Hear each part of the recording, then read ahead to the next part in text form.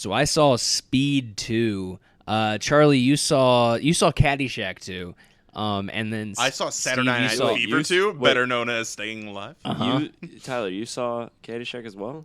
No, I saw Speed 2. Yeah, but you said you saw Caddyshack 2? On Speed.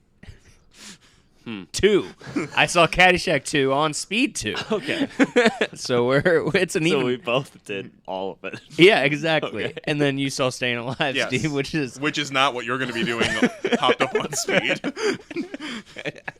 well, I mean, everybody's got to die sometime, and let's find Yours out. is significantly quicker than most. Let's try to convince our guest Joe if these movies are any good on the other side. Are you ready for Movie Versus?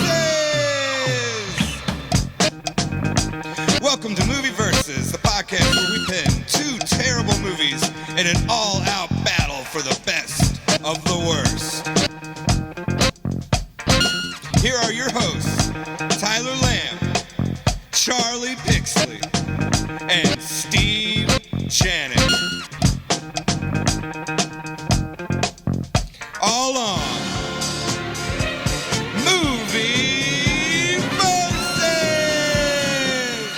Hey everybody, my name is Tyler Lamb. Welcome to Movie Versus, the podcast in defense of bad movies. I already said my name, I believe. You did. And then I am here with my co-host, Steve Janik. Steve, how's it going? It's going pretty good. I'm ready to talk about this movie to a person that I've never talked to about a movie before. I'm excited. You're on the high of having seen Dead Man Tell No Tales, Yeah, but I can't before everybody else. Yeah, but you can't talk about it because you'll be a dead man soon. So I can't tell no tales. Correct. And then, unlike Javier Bardem, who is real chatty. and surprisingly can't understand most of the things he says. I really wanted subtitles for him. That's every movie. I was telling our other co-host, Chuck. What's up, Chuck? How you doing? Well, I'm a little swamped lately because I'm doing a lot of research to find out Anyway, where so Armie Hammer's home address is because I need to start threatening him to not take the role of Shazam. Oh, because John Cena needs to. Correct. And that actually ties And into. it wouldn't be a podcast our with Joe and myself. Yeah, I didn't bring up my deepest desire. That ties into our special guest, Joe Groeller, who is the one of the co-hosts, one of the three hosts of Three Wise Radio. He's here with us right now. How's it going, Joe? What's going on? What's going through my head is I'm very excited to hear your crap sequels because 3 of the 4 of us saw a very crappy sequel earlier in the week. We did. Man, and like I said earlier, I was telling Charlie that Javier Bardem, like, great actor, but he's somebody you need to pay attention to because he's already kind of He's already kind of a character in himself. And he's kind of difficult to understand because he's real quiet and he's got that I think he thick might have a accent. speech impediment to Yeah, an extent. It's called another language. Is it an No, accent? no. I don't know if it's an accent You've because seen it's very Skyfall. like He's got that fucking thing in his mouth. true.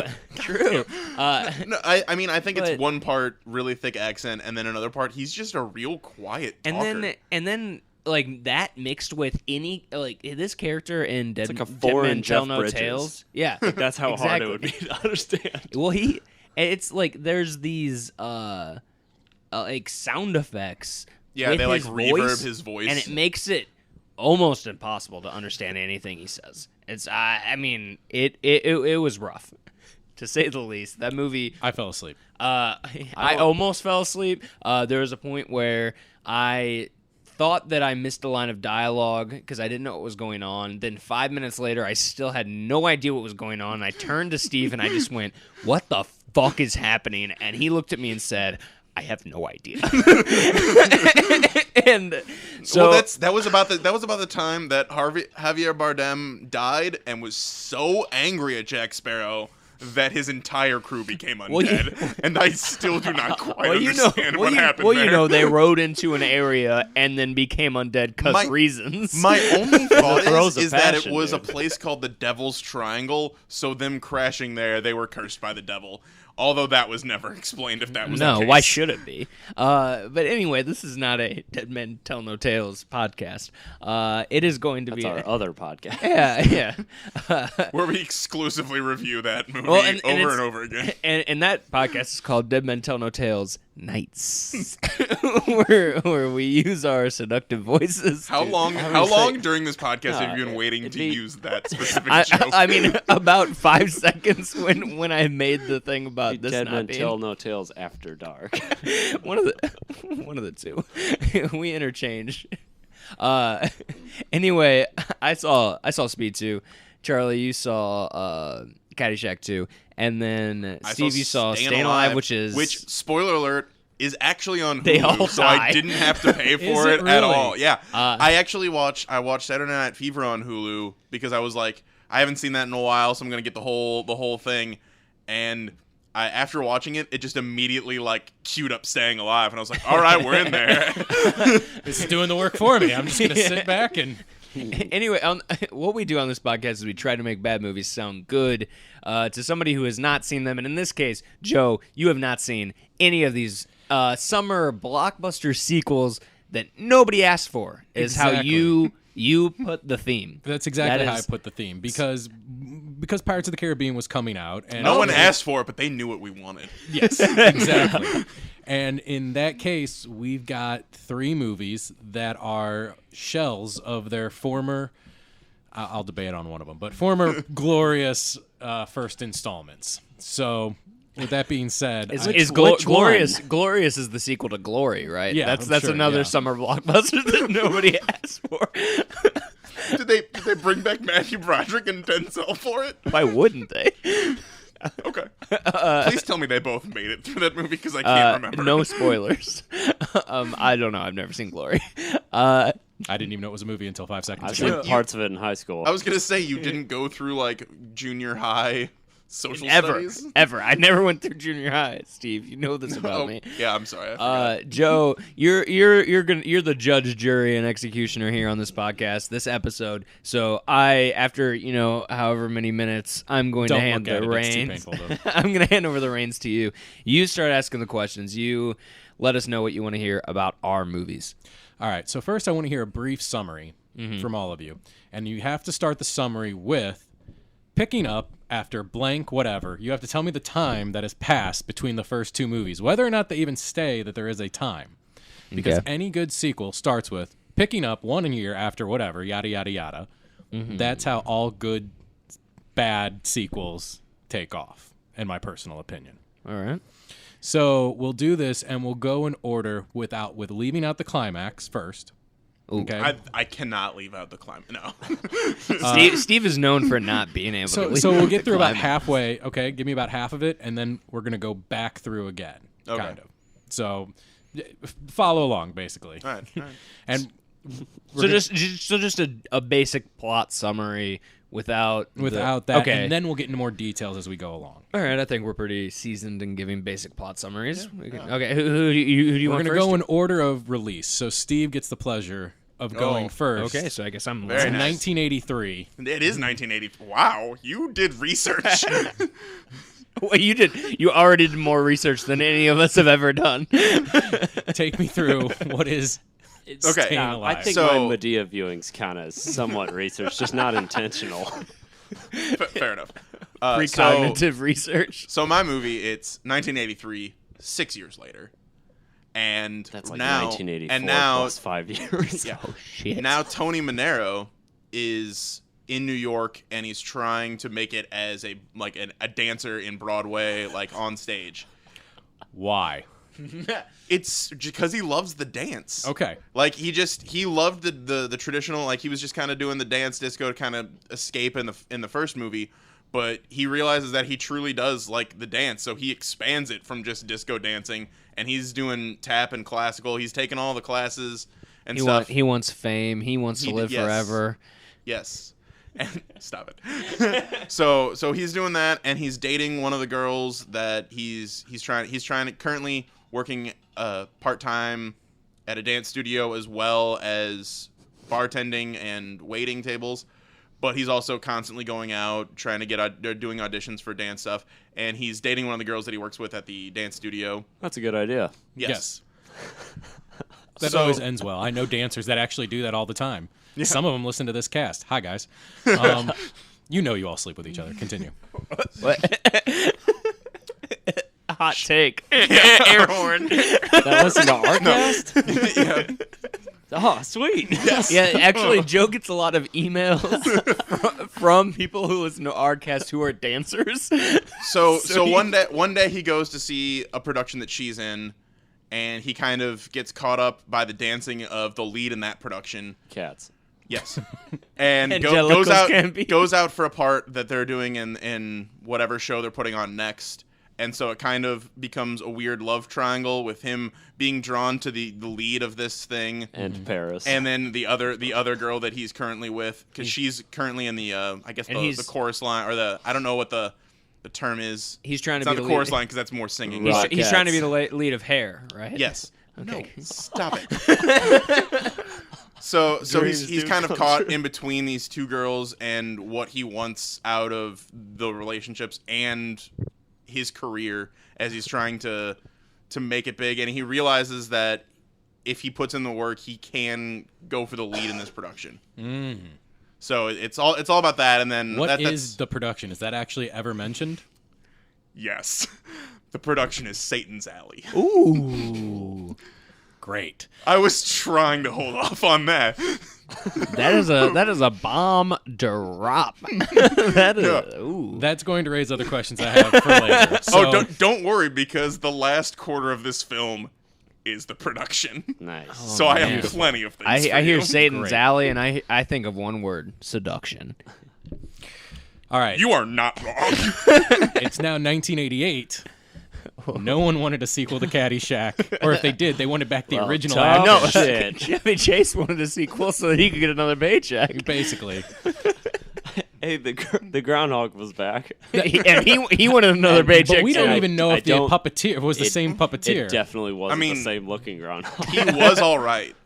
Yeah. Don't nobody worry about him. It was my turn, jackass. I wanted to tell you that I too did not pay for this movie.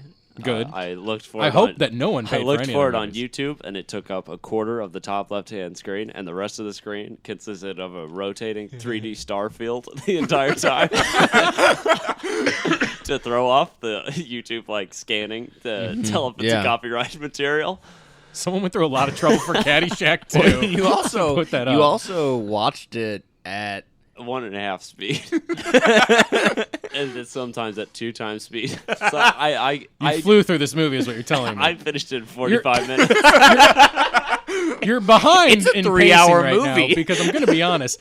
Someone who probably sat and took their time through a movie is going to be able to convince me that the movie is better than someone who flew through the well, movie. he just I did watch both of them. I In don't know. contrast to Charlie, I spent 4 hours watching the prequel and my movie. Hey, but I bet you I could watch The Marine at 3 times speed and convince you that that's the best goddamn movie you've ever seen in your life. That's because you say starring John Cena. Yeah. Mic drop. and Manny Bennett and the dude from X Files. you say have you seen 12 rounds? Now imagine that, But better. All right, I from know. what you remember, It's not possible. Hey, I only speed it up if I can still understand the dialogue, which some movies you can't. So, in this movie, it picks up 1 year afterward, approximately. Chevy Chase now owns the country club okay, with the golf course and everything, but he's not really interested in it. It's more or less kind of like a trust fund kid, because I don't know if you remember in the first movie, he's really anti-responsibility, all Sure. that stuff. So he doesn't really care what goes on. So technically he's the owner, but all the hoity-toity people are really running it. So there's this girl, she's one of the main characters. She wants to join in. Her father is a real estate dude who builds a lot of low-income housing. And she's like, oh, I want to really join into this high-class society. And he doesn't really care about that, obviously, since he tries to help out people by making affordable housing, things like that. I do not remember this from his character at all in the Yeah, first it's movie. it's weird because No, I'm talking about a separate set of characters. That's, Oh, okay, I'm my sorry. bad. That's not Chevy Chase. Okay, I was just saying he owns a no, golf but course. it's weird because Next that character, he almost, you think he should be portrayed as a slumlord, but he's not. He actually wants affordable housing for poor people. Yeah. But he's definitely a man of the people, even though he's super rich. His introductory thing is he's they're building an apartment complex, and he's playing with some of the construction workers, just poker on their lunch break. Oh, and he intentionally, he intentionally throws the game, but nobody knows except for like his right hand person. Like, I saw your cards, you had a good one, or you had a full house. Fucking and cheat. He's like, no, he sells cards. It's like, no, that person has a real house. That person has like 10 kids at home. They need this extra whatever money. So he goes to the golf course, and everybody's kind of quiet. Everybody's shitting on him because that's disgusting. He's not really interested in doing like the specialized horse dancing. I don't remember what they call that, but whatever. All the really kind of hoity-toity activities. The specialized horse dancing. Yeah, like horse dancing. I know stuff. exactly what you're talking about. I have no. I'm with you, Joe. I have the no idea what he's talking. It's a real thing. Where I can't remember what it's called. They just talked about it in a. Is it horse dressing? Yes. Yeah. Okay. Yeah. So they just had it in the sounds show. delicious. In the show, what is that called? It's the one with Minnie Driver and the kid that has cerebral palsy. Oh yeah. These are things that I do not know. Family Matters. Yeah. Anyway. Horse dressing to the colony. I don't know. It's like when you get them. Minnie Driver. When has she been in anything since? You get them to strafe Goodwill and stuff Hunting. like that. So she was just in that TV show about horses dancing. It's about a boy. It's called Speechless. Oh, she was also in About a Boy remake, which I also watched. I know it's about a boy. I did not watch it. What is Speechless on? I want to say NBC. Nothing anymore. Oh, well, never mind. It's on basic network television. Well, it's on Hulu. I've been watching it on Hulu. Fucking rebel over here. So he's kind of. I'm being serious. I know what you mean, but if it's on Hulu, I watch it. So in the first one, Rodney Dangerfield comes in just kind of fuck around with the country club. It talks about how he has no respect. In the second one, this character is playing a similar character, but this time he actually has an incentive to try to not just ruin the entire thing because he doesn't give a shit about it, but his daughter does. So he's like, okay, I guess I'll try and join this club and allow her to like enter this high class society that she wants. Charlie, can I ask you a question about this new character? Does he ever rap about the fact that he has no respect? No. Interesting. You ever rap about it? Yeah, I mean, Rodney Dangerfield sure as hell did. Did he? I don't remember him rapping about it. He didn't rap about it. Yes, he did. In the movie? When? Oh, not in the movie. He has a rap. Shit, then. No, he has a rap about how he gets no respect. Yeah, I don't give a fuck Rodney about Dangerfield's that. That's not entire in the movie, career though. to me is Caddyshack and what is it? Back to School. Yeah, Back to School. What Let's about not forget Ladybugs? Rover Dangerfield, the cartoon where he was a dog. Hey, Like I said, Rodney Dangerfield's entire career to me was What about two Ladybugs? two movies. No. Was Rover Dangerfield live action? I don't know if that was a real thing, but I vividly remember a dog cartoon character. You've just had dreams about a show called Rover Dangerfield. I don't know if it was like just they did it like one time and they just referred to the character as Rover Dangerfield, and it was just an impression of Rodney Dangerfield on like Looney Tunes or something, or Tiny Toons. So back to the movie. The third set is then the daughter is interested in some of the guys there, but then there's another caddy who's kind of like Danny from the original movie, except for this guy doesn't really take any shit. Like Danny, and he's not dating an awkward, I can't tell if she's a man or a woman, Irish person. Fake Irish, like fake as fuck Irish. Donnie! This is played by Johnny Silverman. Is that his name? Yeah. Okay. I mean, he's been in a ton of stuff. He was in Weekend at Bernie's most notably. Yep. Okay. He's the main non-Bernie guy from Weekend at Bernie's.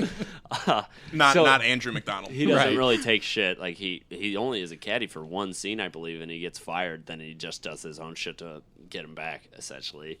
So it's kind of how these people intertwine. And then I would say about halfway through the movie, after the rich people, they try and stop him from building the apartment complex because there's like a little twig on the ground and like, this is historical, this was part of a cabin here from 200 years ago and we don't want poor people here. So it tries to stop that. So to get them back, he then just goes to Chevy Chase. He's like, hey, let me just buy the country club from you because I'm worth this much and I can easily buy it from you. And Chevy Chase goes, yeah, okay. He's like, I don't care. I mean, can I still play here? And it's like, yeah, sure. It's okay. So he gives him the country club. This guy obviously turns it upside down and turns it into like a fucking carnival and all this shit. And the people get mad. And it comes down to a final golf battle. Of course. To determine who gets to own it for sure with antics and hijinks. I know this probably hurts me, but I really like the fact that Randy Quaid. Oh my god, he's like the best character in the fucking movie. But he plays golf with only a driver and a putter. Yeah, because he's like, what else do you need? He's like, you drive onto the green and then you put I don't understand what other clubs you would need. He's really good in the movie. He plays the main guy, Jackie Mason's lawyer. So he helps him out with a lot of the stuff. Charlie, I'm sorry if you already said this, but what? How many years after Caddyshack 1 was this? Probably a year. Probably like 1 year. Okay. All right. You said 1. All right. 1996. That is correct. Speed 2. Yes. Full octane.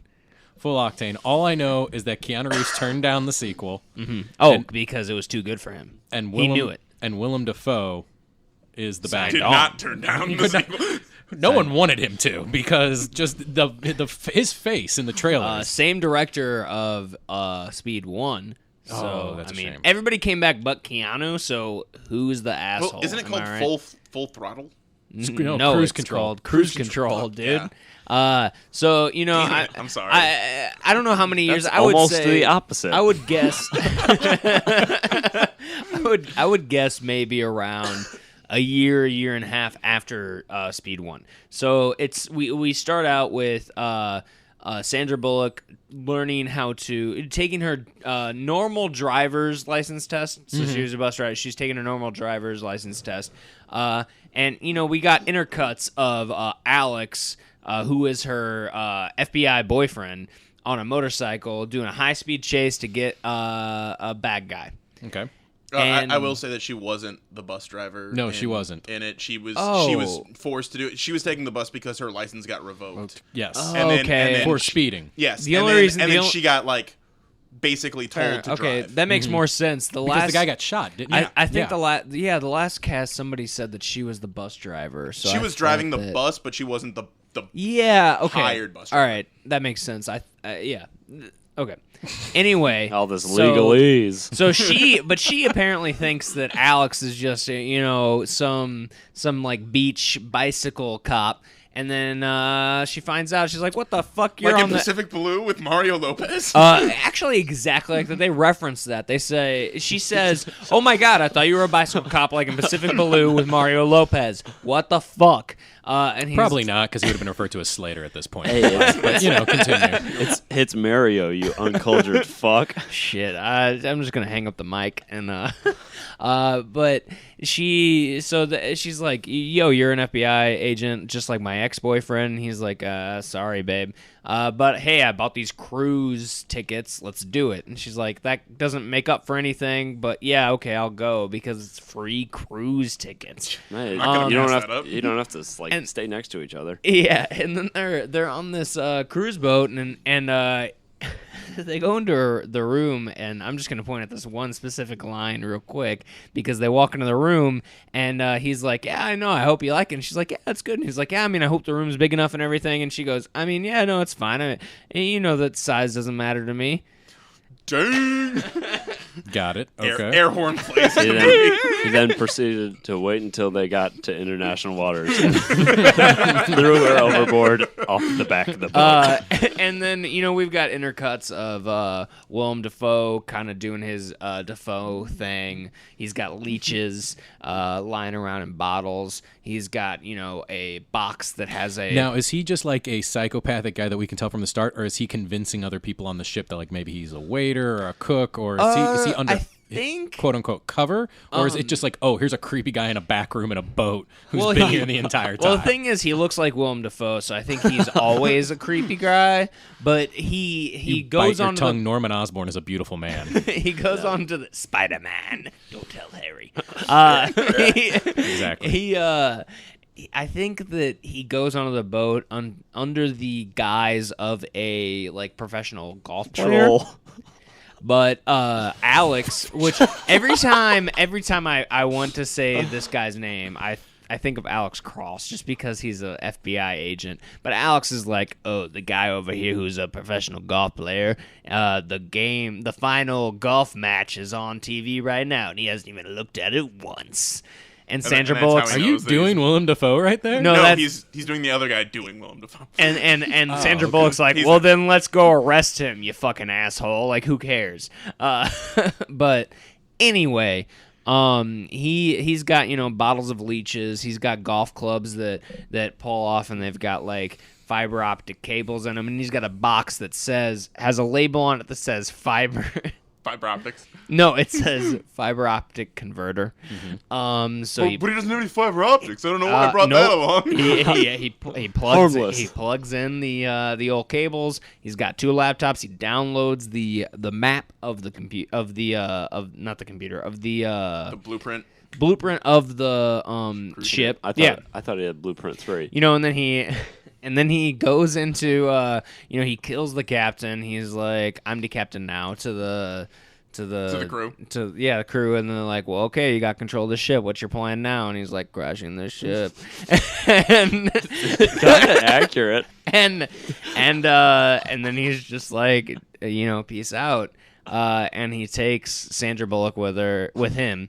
And then they're all able. Alex Cross is like, this will not. Yeah, Alex Cross is like, no, I'm gonna do everything I can to not let this crash into this oil tanker. And then which we know doesn't from the trailer, right? They don't crash into the oil tanker. Thanks, trailer.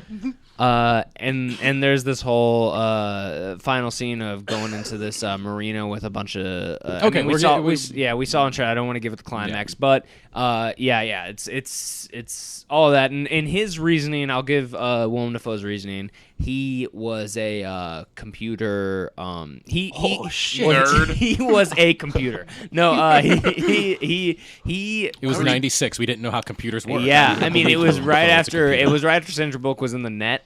And yes.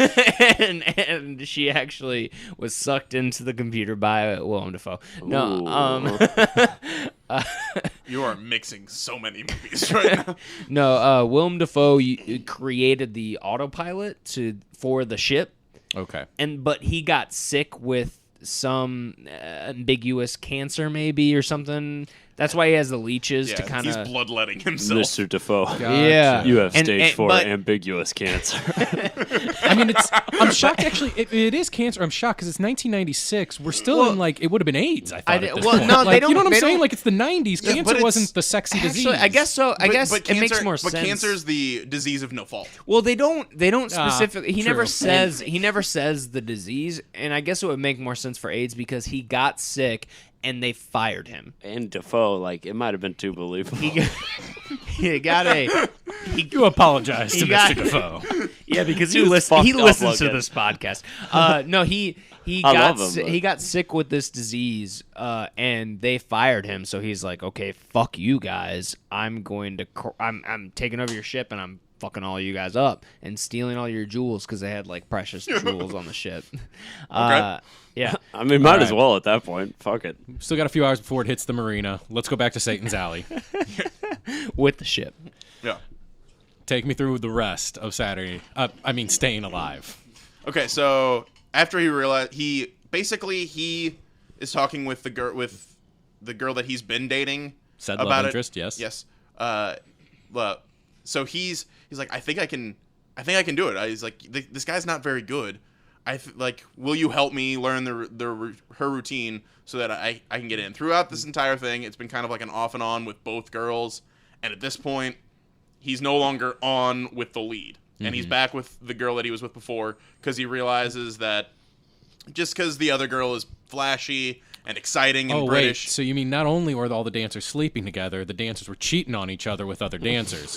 Oh, you know it. Oh, yeah. No, this is real life. I know. Here's the sad thing. This happens with dancers. I know dancers. This happens. Continue. I'm sorry. It's a very big pet peeve of mine. They're all just sleeping with each other. I think Joe got his heart broken by a dancer. Actually, I did not. I just lived with a bunch. Because he's not a dancer, so they don't date him. I really don't They care only beg on each that. But no, I know. I'm just... nasty. Go on. So, what if your emphasis is crumping? Then they just accidentally penetrate each other. Oh, it's no accident. That raises so many questions. So all my questions are answered. So he learns the dance, and basically they're in rehearsal, and once again the lead is not performing well. So he goes to the director, and like, listen, I can do it. Let me do it. So he takes over, and immediately it's like an entirely different production. Like they're clicking. He's performing all the right moves. All the right moves. Nice. So Good one. it's a Tom Cruise movie. Cocktail. Big. That's a Tom Hanks movie. Wow. Oh, Tom Cruise. Top Gun. Mummy. Not yet. Got it. Mission Impossible. So he takes over the lead, and the rest of the movie is the production. Like the rest of the movie is the production and kind of the fallout of him basically shining brighter than everybody else. Like he kind of takes the show, and at one point, the girl that he was kind of interested in and kind of shuns him throughout the movie, and actually kind of just plays with him. Like at some point she seems interested, and then she pushes him away, and then she seems interested again. And it's a very back and forth thing. And So finally she was he fronting. just what? She was fronting. Yeah. Okay. And finally he just realizes that he's not interested in her and the game she's playing. And so she kind of starts being interested in him again once he takes the lead. Okay. And Classic. he just like kind of blows her off. Okay. And so during the production they're kind of having like a tenuous, it's like they're doing like a breakdance fight from Zoolander. Not really, but they're kind of they're kind of like the whole dance, they're kind of almost battling like back and forth for the lead, for like the spotlight. And at one point he ends up spinning her a whole bunch and then just kind of like spinning her off the stage and then takes a solo. And really does steal the show. She spun her into infinity, into Yes. space. She just Like, kept and spinning. it's a really weird scene, but he basically kind of makes her dizzy and then kind of tosses her in the back, and his other girlfriend kind of just like helps him out, and then the other girl just gets really mad and kind of slinks into the shadows and just kind of lets him do his thing. And he really does. He steals the show, and his mom is in the audience, and she's very excited and surprised because she's never really watched him dance before. I was course. hoping you were going to say that she just like projectile vomited. Everywhere. yeah, like, no, that's what I was thinking too, because she got so dizzy.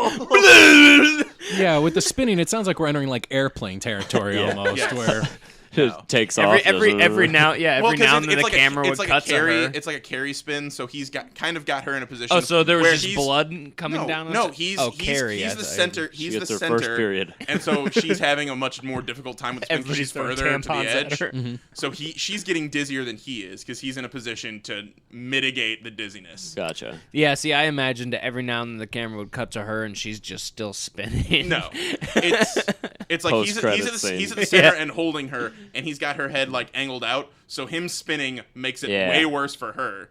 And then he Gotcha. kind of like sets her down and then does like an extra spin, and she just kind of loses her balance and falls like kind of off stage. Do you care if I ask you a real question? no. Is the dancing actually entertaining? Like, is it actually well done or no? It's Or passable at least? it's very Because some say boxing is the dancing sport, and Stallone has directed boxing already. So it's very impressive, but there is definitely like an interpretive dance element to it. Gotcha. So if it's not your cup of tea, it looks awkward because like there are people that are portraying like flames. So Gotcha. he's dancing, but then like people are the flames and they're doing like their whole like aggressive dance on the I got what outskirts, and you're like saying. you know the flames are attacking him, and he's So is he Satan?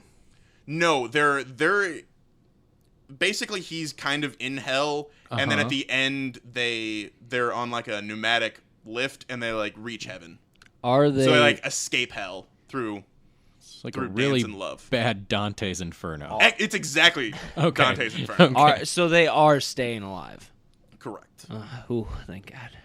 Actually, I'm glad the title stayed in somehow because I was no clue other than the fact that was the Bee Gees song from Well, and the original. the Bee Gees did like a lot of the music for this. They The second one? composed For the whole- second one, Oh. like it says featuring music of the Bee Gees. Like it's a big Did you big just point. off to the Bee Gees? Yes, I did. God, Excuse wow, you. I feel like The Bee Gees are I lost dope. before I began. Then. And the No, Bee it's not your fault. All There's right. just certain things that No, it is. before you were born, but it's your fault. Yes. It's always Steve's fault. Let's just All make right. sure that. That sounds interesting. We'll get back to it in a second. That- The dancing was way better than I thought it would, because I thought it was just going to be a lot of the same from Saturday Night Fever, and I was thoroughly impressed with John Travolta's dancing skill. Like, it looked like I'm not the kind of person that watches that stuff regularly. Sure. But it definitely looked like what I've seen before. Just semi-regularly. Because we're going to have one more round of questioning that I'm That's really fine. intrigued about. So we will come back to it. Charlie, so the big golf tournament at the end or whatever. I forgot to mention another part. So they have. Oh, of course. Dan you watched Aykroyd. it so fast. How did that not happen? I mean, I still watched the whole damn thing. So Dan Aykroyd is playing the new version of like Bill Murray's character, the crazy groundskeeper. Except for this time, he's not the groundskeeper. This time it's personal. He's just a hitman that like the snobby guy hires to kill Jackie Mason's character, and he has like these sniper golf balls. You remember those, Steve? Yes, I do. Where he hits those, and whatever they hit, like completely blows up. And at one point, I think he shoots it at like a cow's carcass, and I mean, it completely obliterates it. The cow. Honestly, Yeah. my favorite part of the movie was like the crazy golf clubs that Jackie has. Yeah, he has one like he pulls it out, and it's So they tried to like escalate Rodney Dangerfield's golf bag to a certain Yes. extent. yeah, Okay. in a sense. I mean, it's like I got a whole laser grid. It's all sorts of wacky shit. So, but I was kind of shocked that Dan Aykroyd's, I'll call him the groundskeeper, but he's not really a groundskeeper. He's a hitman. Really was trying to murder this person. Like, The classic joke of murder. I mean, he plants a car bomb. It's the prequel to A Grosse Point Blank. He plants a I'd car watch bomb, and unfortunately, it's the wrong car, and somebody like backs into that one, and it blows up. Then, and the guy's like, "Fuck! How did you put it in the wrong car? Like, you're lucky nobody was in there." So he's going all out. He's not trying to just sabotage him. He's trying to end his life. So How does he then cross paths with the gopher? Because it looks like he's after the gopher. No, He's not never involved after with the gopher? The gopher is just throughout the movie, I just think- like doesn't- stealing shit. And, Yeah, like, doesn't playing the around with stuff. doesn't like while he's trying to murder Jackie Mason, the gopher like steals things away. He's got like Yes. stuff ready to kill him, and then the gopher takes. He's like, "Where is all my murder implements going?" The gopher like shoots a crossbow inside his asshole. Wait, no, hold on. Yes, There's no, penetration that's the in your whole thing. movie. Yeah. He He as puts in the whole hole crossbow in inside. one. Yes. And he No, shoots, no, or doesn't. he shoots it fires in the a bolt into his Okay. asshole. But I mean, into the asshole, or Thank just you- like the, thank you for the fleshy clarification. butts. no, it's dead center, and it's like You the see arrow- Dan the bolt's Aykroyd's probably butthole. like 2 feet long, and there's only like a couple inches sticking Oh, out. God. Oh shit. Jesus. Yeah. So all his scenes were surprisingly a little more violent than I thought they would be. So he's trying to kill Jackie Mason's character throughout the entire final tournament, and he comes through and clutch and So he's like that one guy in Happy Gilmore. yes, except for throughout the whole thing, and with like actual weaponry. So Jackie Mason comes through and wins it in the end, of course, and it opens up the golf course to the public, and the chick ends up falling for the caddy, and they get together. And what else? Let's see. Chevy Chase kind of just walks off at the end. He's just not there by the Yeah, end. basically, yeah. He got his paycheck. Yeah, so, I mean, it's kind of like Just like The- every other thing. the way the way I summed it up is like at the end of Happy Gilmore, unless you want me to go through like all the holes and stuff, like he wins in the end. But it's like there's the back and forth, he's losing, then he's winning, and shit, like different dumb crazy shit. All right. Okay. There's going to be 2 more rounds of questioning now because of that. Okay. Oh, because of that? Because of that, yes. I added another round. All right. I'm fine with that. He's like, it gives me more I've time al- to defend my movie. I've only scratched the surface of this film. Yeah, we can leave Satan's Alley where it's at. Take me through the rest of Speed 2. All right, so Because I am actually curious, out of all the others, I am curious at how this one ends. Because, Because we know it doesn't hit the tanker. yeah. yeah, no, You seen it though? it does. No! It does not. Oh. It does not hit the tanker, and then, but I think from what I gathered, from whatever Willem Dafoe hacked into the Planet. He hacked the planet. Grid. Yeah, into the grid, into the planet grid. It's that it had to go however many knots before it was pretty much just dead in the water, and like the engine stopped. Okay, because, like, So I'm going to try and compare it to the first one so I understand a little bit. yeah, okay, In the first one, it was if the bus dropped below 60, it exploded. I thought it was 55. Okay, It was. It's not It was. important. I think it was 50. It was either 50, 55. It was 50 to 60 range. Anyway, we know a that. We gotta speed ask limit. Sammy Yes. Hagar. There was a speed limit, and Because he cannot drive. basically 55. they had to take the bomb off the bus. And Correct. that was just the majority of the film. There was other parts that dealt with the film also. Yeah. Is the final part of this. So he just is ramming this boat into an oil tanker. Is it like because he wants to save the seals or the whales or the planet or No, he's just like Boondock fuck, Saints? he's like fuck all you guys. Okay. You fired me. I'm gonna take Sandra Bullock and I'm just gonna get out this fucking boat.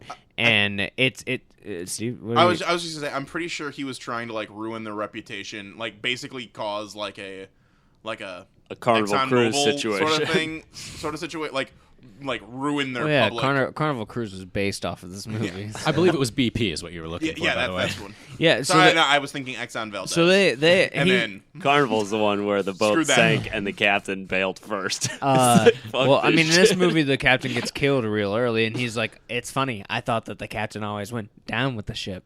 But anyway, course he did.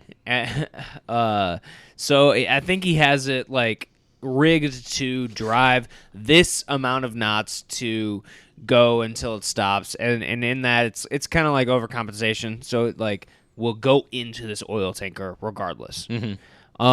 And you got Alex Cross. He is able to divert the ship. The ship kind of just scratches against the oil tanker, but you still got 10 or so knots that it's going. It's going straight into this marina. And and this is really, honestly, this is where the movie like fucking shines. This is the greatest scene. This act is just so...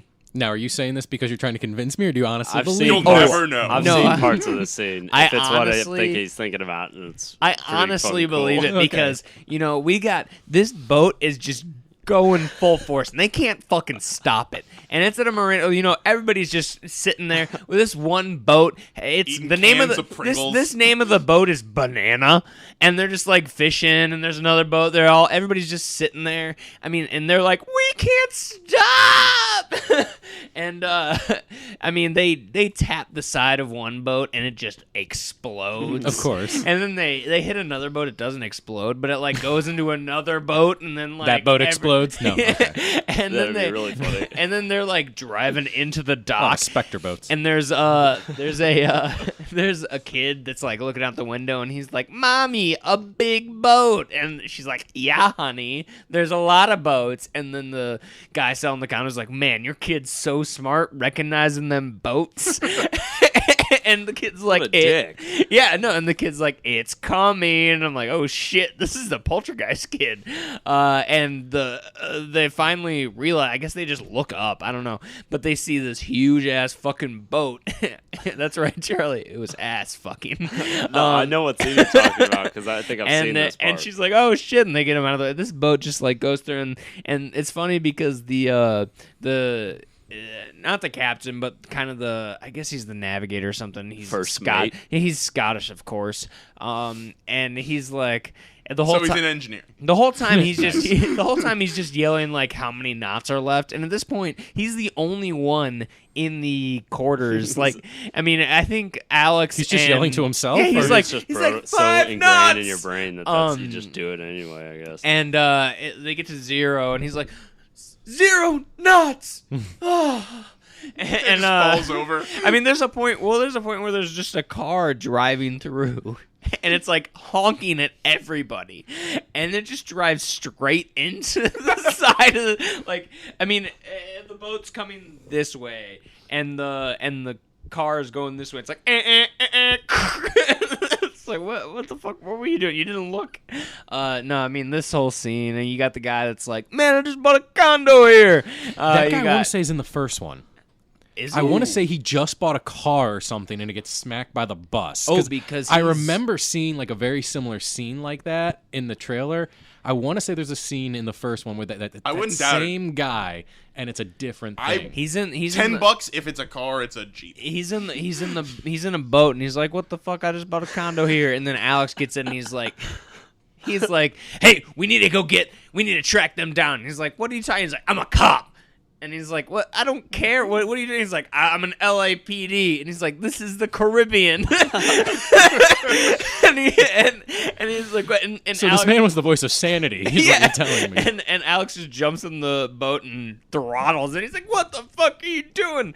And they're driving. So Willem Dafoe and Sandra Bullock are getting on this seaplane, and they're like getting ready to fly off. And Alex pulls out a fucking harpoon, and he's just yelling. He's like, every regular boat in the Caribbean he's like, stocks harpoons. He tells this guy, he says, "Get as close as you can." And the guy's like, "Give me one good reason." And Alex goes, "I'll throw you off." And he said, "That's a good reason." And so he's just, he gets as close as he can, and this motherfucker says, "Closer." And he goes, "What?" And then there's a little time pass, and he just goes, "Closer." And he's calm while he's doing this? Just like whispering in his ear, sweet nothings of closer? He's yelling it. Okay. Closer. Yeah, like... Closer, maybe closer. And then like right Alex next to him, shoots this harpoon into the plane, and then just hits the reel in button, and it's like So he's water skiing basically on with his body. Yeah. He's just like and he's coming in on this plane, and Willem Dafoe's like, "God damn it, see how you do with this," and he like tries to fly away, and you did a barrel roll. and then it cuts to, eventually Alex gets up onto the side of the plane, and he comes in and sees Sandra Bullock, and he's like, "Hi," and Sandra Bullock goes, "Hi," and he goes, "Hi," back. And So there's 3 highs between 2 there people. are at least 3 highs. That's the And then longest. 2 people, or and was Willem- Willem and- Dafoe involved? Willem Dafoe is there. Because I just would be imagine great, him, too. if he was just like, "Hi," it's like, "I will turn this boat." It goes like this. plane It goes. around. It goes. Alex says hi. Sandra Bullock says hi. Alex says hi. Willem Dafoe looks at Alex, and Alex says hi, and then punches Willem Dafoe in the face. This is the longest meet cute ever, dude. But they've already met. It's the whole thing. Then they finally say hi. And then I mean, the next part of his master plan was crashing that plane, and so he just. Right. They dropped off. No, it was one of the little like banana things on the side of seaplanes. Yeah, like the Sure. buoy. Him and Sandra Bullock get off on that, and then Willem Dafoe crashes into the oil tanker, but like one of the poles of the and he's just like Doing and his then, Willem maniacal laugh. and then everything fucking blows up. Like it's like it's gonna blow, and boom. Wait, was it the Caribbean guy? Yes. Yes! And just a chain of like fucking explosions everywhere. And Well, it is an and oil then- tanker, and that is very volatile. We're talking So- about like the level of The House in the Marine, where we see the same explosion from Yes. 10 different angles. Correct. Replayed. And then because it's just so fucking romantic at that point, Alex decides to pull out this engagement ring, turns to Sandra Bullock and says, "Hey, you think you want to wear this for a while?" And she says, "Yes." Roll call. How did we not get Speed 3? Not yet. Wedding vows, or Hang on. race No, to the Stop. race to the altar. Till death do us part. Someone's not allowed to use that later because you're getting into my line of questioning. Object that from the record. Damn it, Steve! I just Damn ruined, it! I just ruined what the third in the series would be called. I know. Shit. So, all right.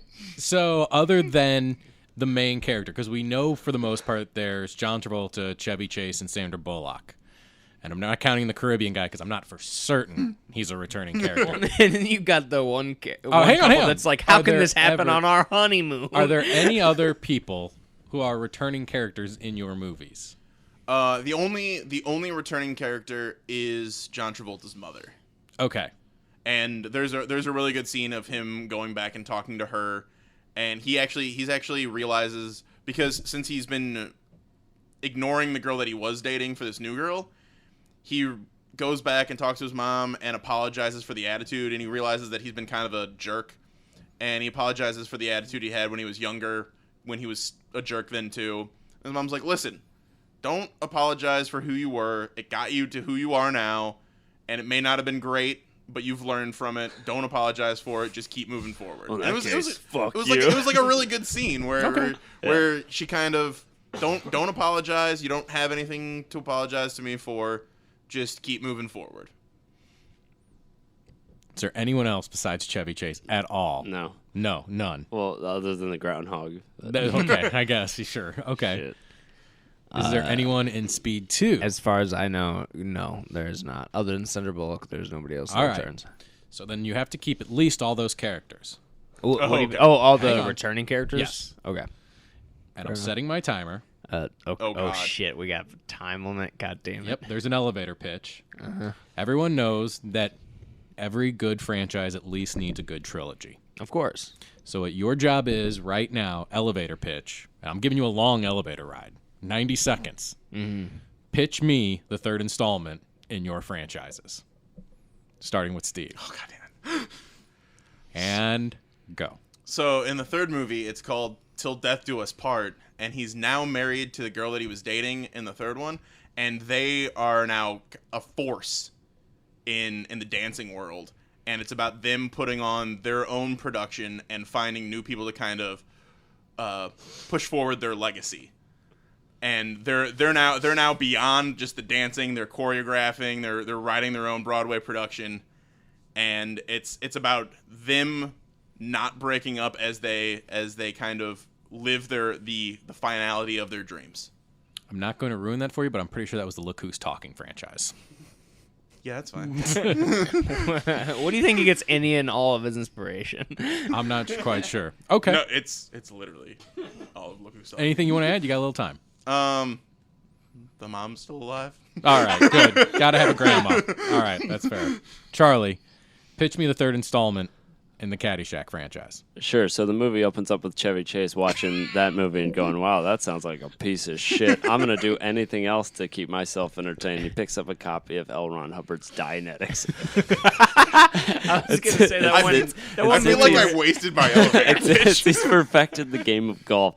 The truest thing in humanity. The aliens finally come down in their 747s. The aliens have 747s? Yeah, that's okay. Like that's you've never the read design. Dianetics. It's a spaceship design in Dianetics. I'm serious. Oh, good God. Look All it right. up. So they go through and he explores the universe and we follow him through in a kind of Hitchhiker's Guide to the Galaxy sort of movie. And he's just learning about different things, different sports, and he's teaching golf throughout the galaxy.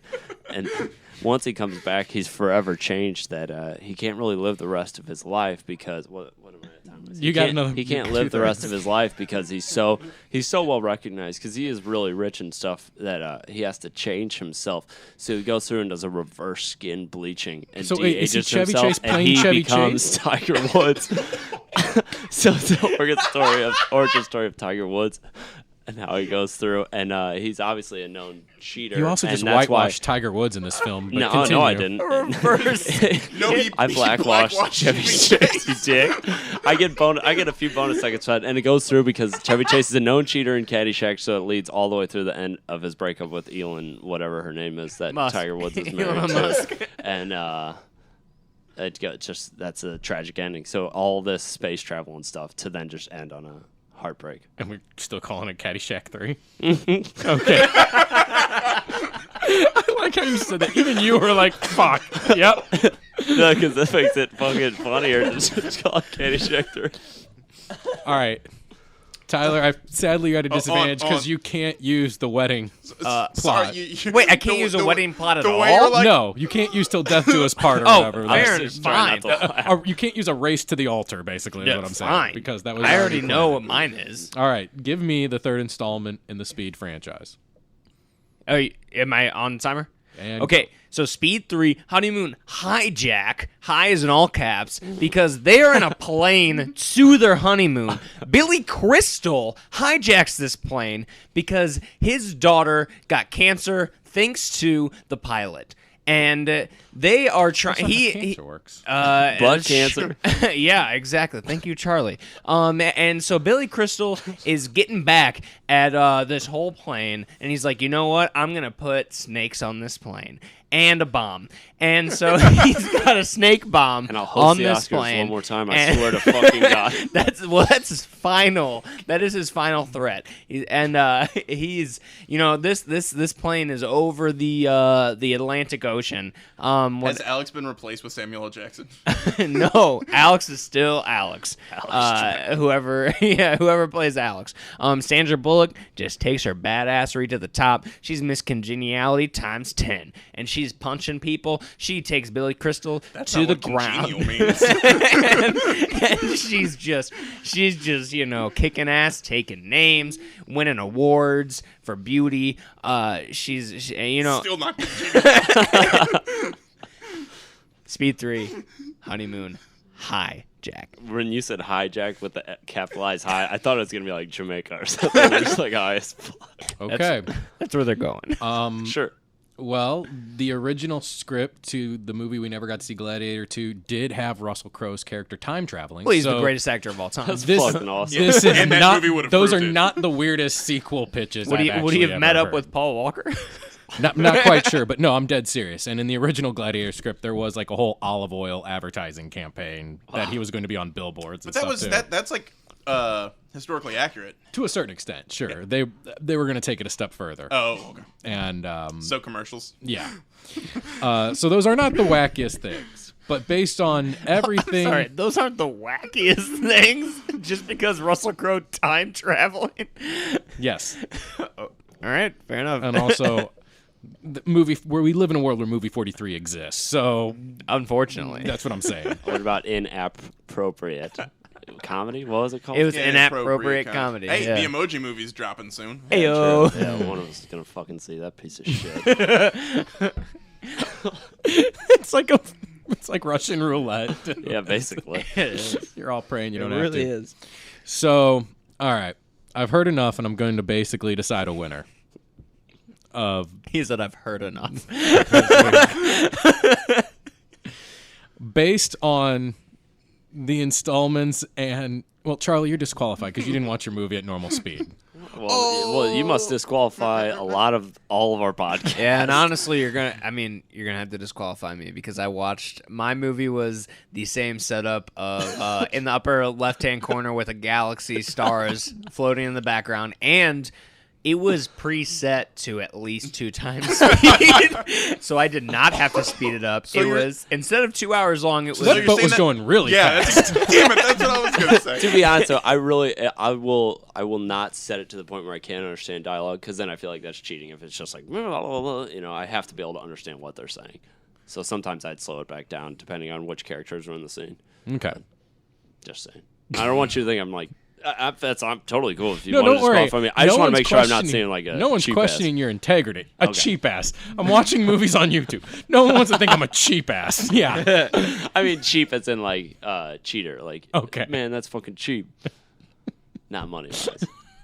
Nah, I get you. Also, no one's questioning any money in these movies because these movies didn't make any money. And I would like to point out that none of us spent any. Well, do you have a Hulu membership? I do, but it's not mine.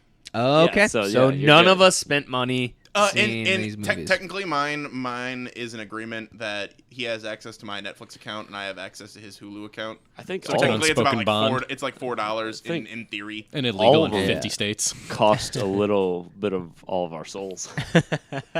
That's not true. I paid with my time. I actually got part of my soul back from watching this movie.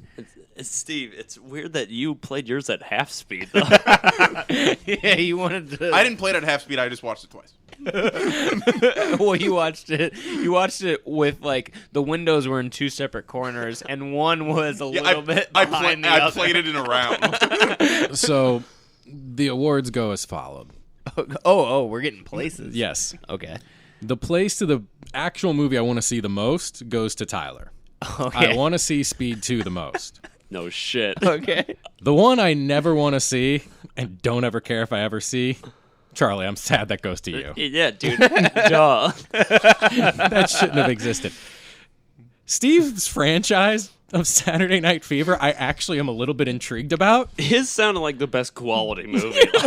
And here's the thing. You win because you made a sequel to Saturday Night Fever, which really is the one that, like, doesn't, like, hit comedy, hit action movie, like, yeah, those get sequels. This is John Travolta kind of dancing for, like, 40 minutes, gets a sequel, and you made it sound the most appealing. Yes. Wait, so who wins then? Steve. It sounds like Steve I does. win. Okay, you just happen to be the movie that he would actually watch for like outside of these movies. Like, yes, like I these things. Steve made truly, the best genuinely am curious about Speed 2. You made it sound actually appealing. But Steve actually made a movie that I had no desire to see sound interesting in the fact of, I'm wondering what the fuck is going on over there. It's how I make my money. What about our I don't make any trilogies, money though? for this. Yeah. So Steve is the winner of this. Yes. Okay. I'm fine with that. Yeah, that's I'm fine with that. I am Totally. too. Yeah, I'm fine with it too. And so Joe, you will get a pick. What Rotten Tomatoes score do you want to hear first? From Sorry, what was that? What Rotten Tomatoes score do you want to hear first out of these three? Do you want to hear Steve's first? No, I want to hear Caddyshack's first. 'Cause I think Caddyshack's that was first. the worst. All right. Well, Caddyshack is at a 4. God. It's at a 4%. Is it really? 2.2 out of I'm 10. pretty sure mine's 0. Is the average rating. Reviews, there's 23 reviews, so that's 1 fresh and 22 rotten. Someone actually gave us a The- fresh... The critics, we'll get to it. The critics' consensus is handicapped by a family-friendly PG rating. Even the talents of Caddyshack 2's all-star comic cast can't save it from its lazy, laughless script and uninspired direction. I mean, Chevy Chase and Dan Aykroyd and John Silverman was. I don't know if he was big at this time, but he gets a lot of people give him a lot of credit just from Weekend at Bernie's. No, the rating I'm talking about. You said it's PG? Yeah, apparently it's PG. It shouldn't be.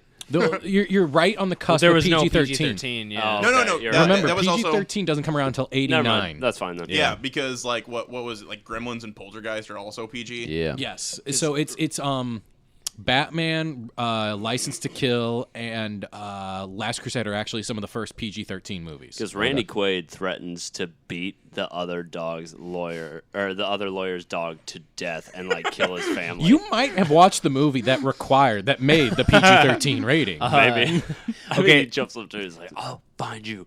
I'll beat your fucking dog to death. Does he say fucking? He says acid shit at least. Oh, okay. He might have said fucking though. So we got some reviews. Rotten. We got it is not a sight to behold. The No, put a lot outfits. of The work into that. wordplay for that man. Outstanding. The outfits are a scream. The movie is not. The one fresh review is comedy has always relied on the follies of clueless people. Caddyshack 2 doesn't have such follies in its plot, yet they permeate every single frame. Okay. I'm a simpleton. Someone needs to tell me what permeate means on this. Penetrate, like absorb through. Yeah, it means gets inside. No pun intended then, I This guess. this one rotten review just says hideous. He may be the most accurate. What do you want to hear now? Or do you want to hear my real thoughts then? Oh wait, yeah. Do we want to do real thoughts or do we? Yeah. All right, I'll tell you what. We'll do this in the same way we're doing it. So we just did that. We'll do his real thoughts, and then we'll do your All right, reviews, yeah. real thoughts, So, and your reviews. So real thoughts. yeah, Charlie. What? I mean, I really wouldn't say that it's horrendous. There were times where I did laugh, and like I was talking to Steve beforehand, before we started recording, that Jackie Mason's character. I feel bad because I'm sure that dude is funny. His timing was good and everything, but he was just pretending to be Rodney Dangerfield. His timing was good at 2 times speed. Same with Dan Aykroyd and stuff. Like his character was just Bill Murray's character. A lot of it was just repeat of the same thing. So I don't know, but I was trying to explain to Steve earlier that it clearly the movie was a cash grab, but it seems like they did put more effort into it than most of your modern cash grabs, I guess. Like, Okay, interesting. I mean, there was a story there.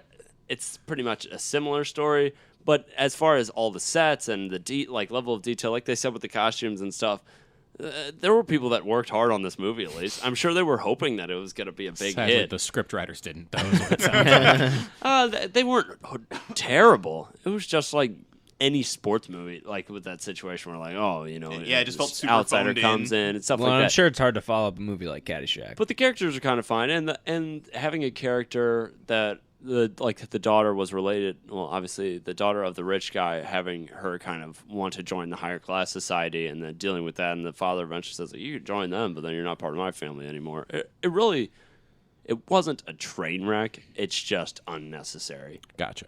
But there were parts where I did laugh. I mean, So All right. what do you want to? Which one do you want to hear next? Now I want to hear Jokers? yours now. All right. So Speed 2 is at I wouldn't recommend it. It's at a. Except for the the Randy Quaid scenes.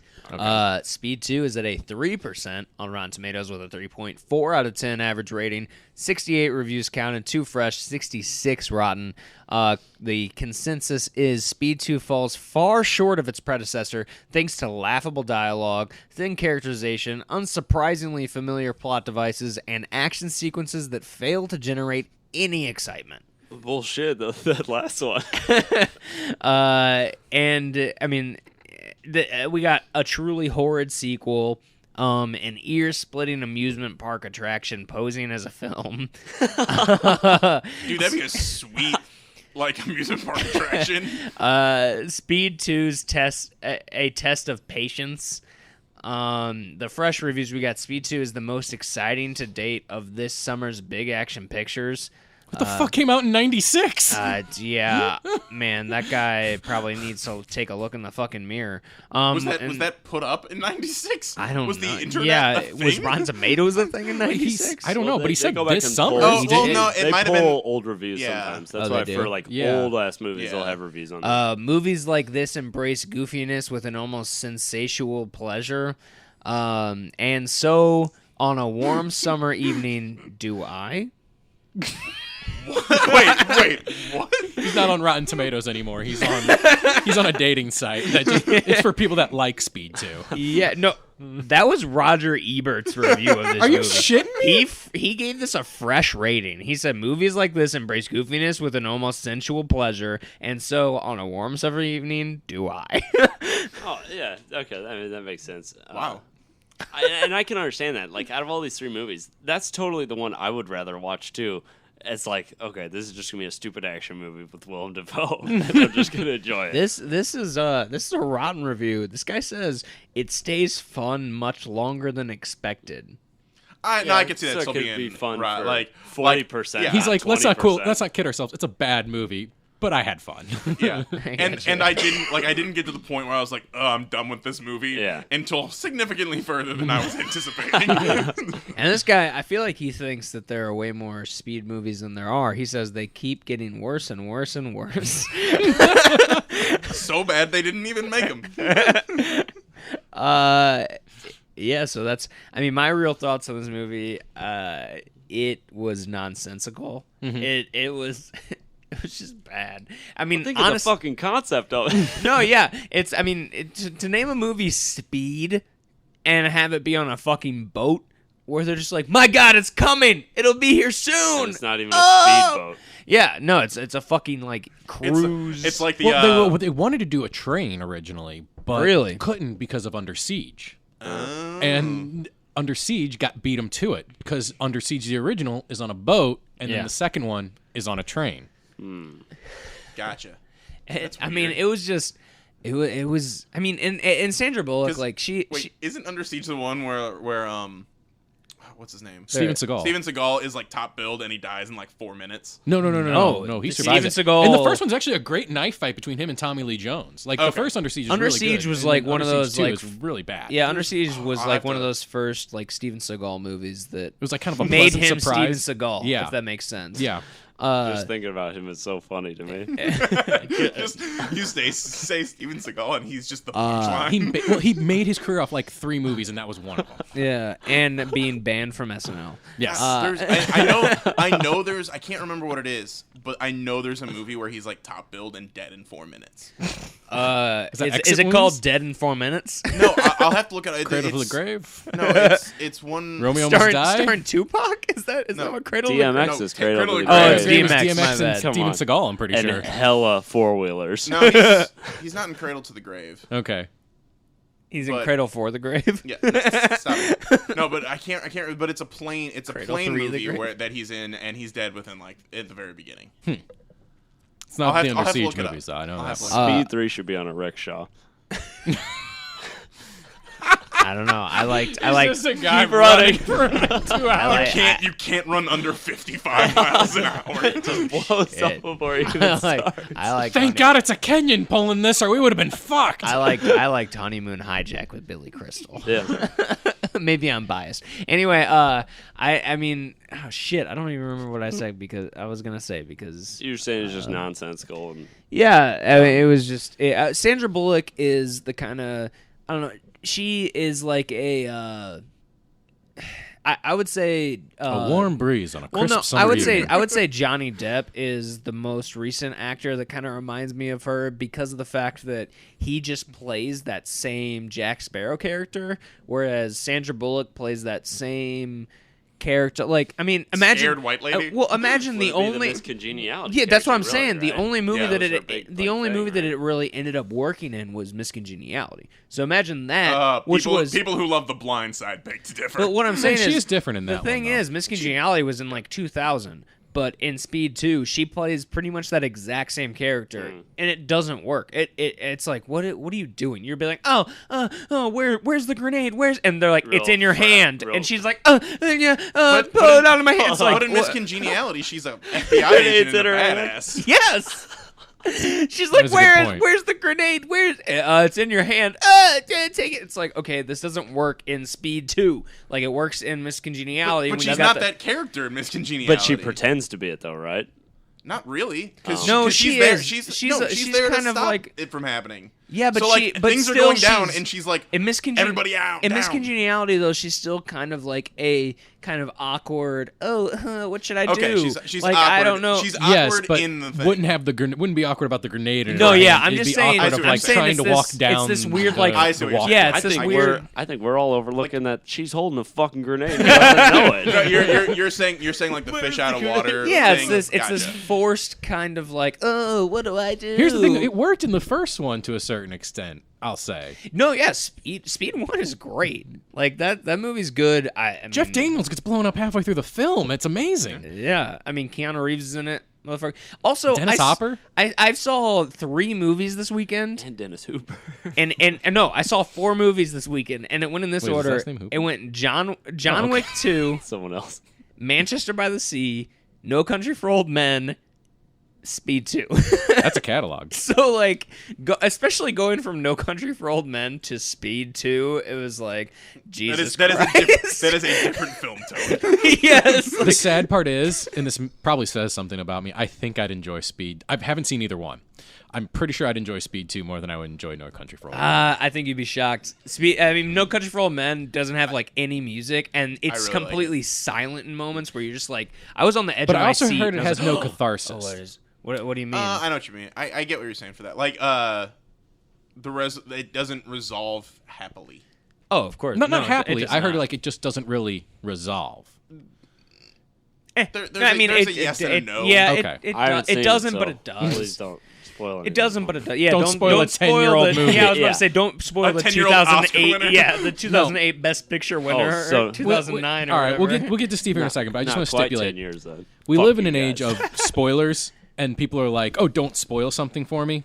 Here's the actual thing. You have, as far as a TV show goes, until the next season debuts. After that, your limitation on spoilers for the past season, null and void. Unless somebody specifically says, "Hey, please don't." Yes, but if it's yeah. like, hey, Breaking Bad's on my queue since like 3 years ago, Well, and I if still haven't somebody's- watched it. No, Yeah, fuck but you. see, You have the power to watch it anytime you Hey, want. but it loops back around The way- once it's no. 10 years. The way Right. the way I see No, it you is can't. if- I think I know too, but I agree with you in like casual conversation, but like if it's something comes up and someone specifically says, "Hey, I know I'm like way behind. Could you please not talk about it?" But like if you're out and people are talking about it, you're like, "Well, it was the hazard of me being this far behind." Yeah, I mean, exactly. yeah, And if you were really that interested, you would have watched it. Yeah, if I said like, enough. if I said something on the podcast or like made a Facebook status about like Breaking Bad's ending, and somebody was like, "Hey, you fucking spoil it," it's like, okay, yeah, go fuck yourself. You no, had like- your time. But like if we're hanging out and like you guys bring it up, and I was like, "Hey, I know I'm like super far behind. Would it be cool if we don't talk about that?" that's guys, completely different. I I get agree. it. I'm a dick. Okay. Yeah, I mean, there's still some stuff. I think, Sam from Three Wise, he agrees. Like, a game like BioShock, I will never spoil that. Well, no, because not everyone has access to playing. Yeah, true, fair enough. Yeah, it's like, oh, have you Not played? everybody has access to watching movies.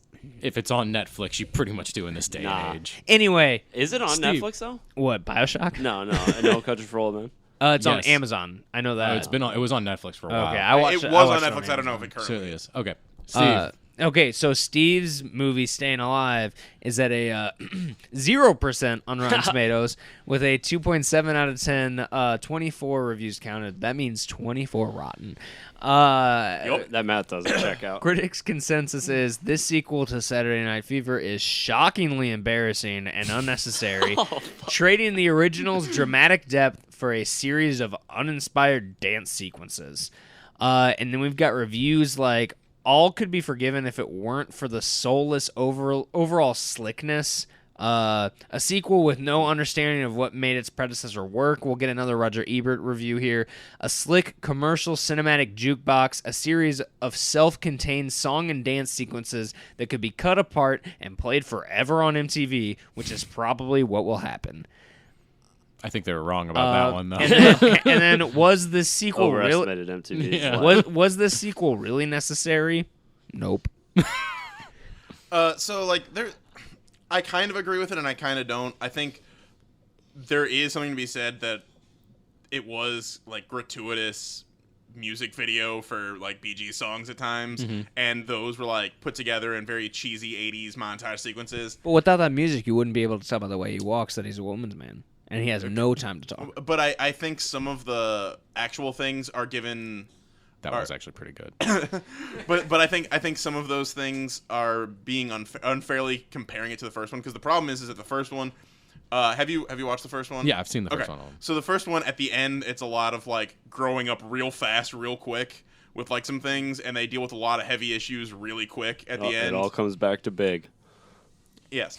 But then in this one, they do kind of tackle, like, just because someone is where you want to be in your life doesn't make them the person that you want to be, Okay. sort of thing. And I don't think that's a bad message, but I think it pales in comparison of a message they already tackled. Right. Oh, no, that makes sense. And then, so, like, you're just going backwards in depth, and that hurts it unfairly. But then a lot, like, all of that music stuff is just really awkward and bad and super overdone and a lot of weird stuff. And probably the movie was 30 minutes longer than it had to be on Not counting dance, the production. Yeah, on dance numbers and just like music video sequences. The concept really doesn't sound like too terrible of an idea as to where to take that character after the first movie. I agree. Which is interesting, but I don't know. I just thought like I was shocked that it's something that I don't know, wasn't like completely stupid sounding. Right. Yeah, I mean that was just the problem, is that it took a step back in seriousness of what they were handling, and it was never able to recover from that blow. Yeah. No, I just I know, and on that downer note, everybody I just really- looked at me. And I really think it's unfair to give it True a complete friend. 0%. Gotcha. I mean, well, it was just such a downer. I was like, take it home, Tyler. I mean, Sorry to bring everyone's day down. yeah. But like, I mean, you've seen the first one. Right. Like the ending of Saturday Night Fever is super fucking depressing. Oh, sure. So I guess on that note, I mean, Joe, do you have anything that you want to plug at the end? I mean, you're our guest. Do you have anything? I don't really want to plug anything of mine, but I'll plug friend David Amilati, who's a friend of the Three Wise Media Network. He has a brand new podcast called Beyond the Blast Door. You can find videos on YouTube where he reviews certain Star Wars comics that come out, and he does an in-depth Star Wars podcast as well. So a make cool sure to name check for it. that out. Yeah, no, it's a real, and it actually is. the videos are really great. And he does. The videos are Star Wars comics. The videos are about reviews of the Star Wars That's comics. actually, yeah, They're All the I- new ones. canon And they're like, ones. Yeah, and they're like Okay. 2 minutes long or whatever. So it's very quick, can catch you up on okay. what's going on in the comics, and then That's the cool. actual podcast takes you a little Is bit more. his in-depth in the YouTube Star Wars channel movie. Beyond the Blast Doors? Yes. Okay, that sounds pretty cool. Yeah. I will say that when this podcast comes out, you can go check out our Facebook page. I think you should be able to check out the Three Wise Media page or the Movie Versus page, and you will be able to see my review straight out of the theater, as well as me with my girlfriend of Wonder Woman. Right. We are seeing it Tuesday night, and we're gonna live stream our review coming out like pretty much because you won't be able to have your phone in the theater. Correct. Yes, but we should stipulate that by the time they hear this, they can scroll down the page and see the see the video. Probably, yeah. But go check that out if you want. It will have been out for what, a day, 2 days? Yeah. Well, this comes out on Thursday, so it'll be out that night. Yeah. So you could technically listen to this Thursday morning and then see our reaction to it before the movie technically comes out. Yes. So that's the thing. You can get our reaction first. So go check that out if you're interested into just going into and that is a first reaction, like right out of we're gonna sit in the car and what Joe, what are we calling that series? On the Ride Home. On the Ride Home is what it's gonna be called. We're just gonna sit in the car, and while we're going home, we're gonna be talking about, hey, this is what we thought. This is, and no spoilers. We're not gonna spoil anything. We're just gonna say initial reaction of we liked this, we didn't like this, whatever. So 10 years, 10 minutes. What's the difference? so go check that out. Other than that, thanks to Jeremy Lamb for the theme song. Can I do a quick shout out? Yeah, Charlie, go ahead. Shout out to the cheating dancers that are listening to our podcast. I really appreciate that. Dirty people. Yeah, if any cheating dancers, if you could just email movieversuspodcast@gmail.com with your number, because Tyler wants to date. Well, just give me the story. I would just love to read this story. I'm not gonna say names. I just want to read a story like that. I mean, I used to read the Red Hot Reads from yes, Cosmo. You did. Oh my god! I was Hey, so did Steve. So did I. And I was. Yeah, all of us. I was a man. We were managers of a pool, and somebody that you grimaced at that like you were afraid to admit it. Somebody who worked for us subscribed to Cosmopolitan, and she would be like. It almost became a thing. They're like, "Oh, hey, we got this month's Cosmo," and in the back they had an excerpt from one of those Penthouse. No, yeah, no. It was like I get the gist of it. Well, and they had an excerpt from one of those like sex novels where it's like, and they would be like, "Read this," and the whole crew of workers would gather around while we read/acted out. You acted that out? There were times where Steve wasn't there for those days. Yeah, he wasn't. Or he's just blocked it from memory. And I mean, they were called the Red Hot Reads and the Cosmo, but I don't know why I brought that up. Anyway. No one does. Yeah. So shout out to the Red Hot Reads. Also shout out to Scott Blackwell for our logo. Get this back on track. Thank you, Scott all Blackwell, that for other that. Stuff. No, I'm kidding. Thank you, Scott Blackwell, for that logo. And honestly, Jeremy Lamb. I already said Jeremy Lamb for the theme song. And our friends over at Good Bad or Bad Bad as well. Yeah, Good Bad or Bad Bad. Just need that shout out. They just recently, I think they did another Neil Breen review. But I mean, I'm going back to how many movies is that man? They're too many. Their review of The Happening. I know Steve and I watched that recently together. I was crying. And I've never seen that movie. It was a great, like the way they edit some of that shit and talk like.